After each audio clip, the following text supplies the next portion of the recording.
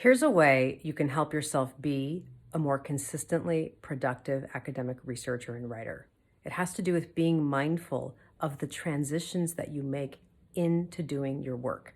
So, this week in our co working community, the Academic Writer Space, our theme for the week is transitions. So, all day long, we transition from one activity or task to another, from virtual and physical spaces. We're moving in and out. And when it's time for you to sit down and transition into your work, it makes a difference if you're aware, I'm transitioning right now. When we're transitioning, by the way, we become vulnerable to our attention being grabbed and taken in a different direction. So if you know that you're sitting down to write, for example, say to yourself, I'm transitioning into writing right now. I notice I might have some resistance or this feels hard. What do I need to support myself to move into this task? So here are some things that you can do to support yourself to transition more effectively.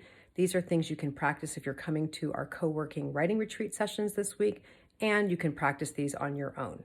So first of all, it's really important that you buffer time. So often when we look at people's work plans, it'll say teach 4 to 6, dissertation 6 to 8. Where's the time in between? Where are you going to eat?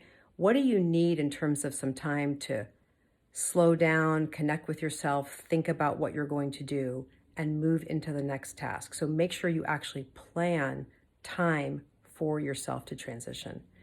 Manage your environment. It's so important that our environment have what we need in it to work and be set up for us to work effectively in. It's much harder to transition into writing, for example, if you have to find the right document and you're looking through a bunch of file folders trying to find the articles you need.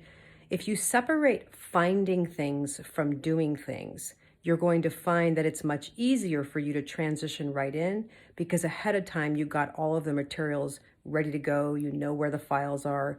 You've got your pad of paper out with the pen. Get your environment set up ahead of time for your work sessions, and you'll find it's easier for you to transition. Think of transition time also as warm-up time, just like if you were going to run a race or if you were going to perform on the piano. It would help if you warmed up. You're actually going to perform better. So if you're sitting down to write, maybe you don't expect yourself to transition immediately into writing. You give yourself some warm-up activities of reading some old writing that you've done, maybe doing some light editing, reading an article that's highly relevant to the section you're writing. Give yourself a chance to warm up, and then it will be easier to transition. And finally, this is a key practice for transitioning. When you're ending a work period, a lot of times we'll just drop and stop working. We won't actually leave ourselves a trail of breadcrumbs, a note describing where was I in my work? What was I thinking about? Where do I want to pick up again? So when you transition out of your work consciously with some kind of notes to yourself, you make it easier for the you that shows up the next day to transition back into the work. So I hope you'll come and co-work with us. If you haven't tried a free week of co-working at the Academic Writer Space, it's a wonderful community and we get a lot of work done together. I'm looking forward to co-working with all of you in our community, and I hope you all have a great week. I'll see you on Zoom.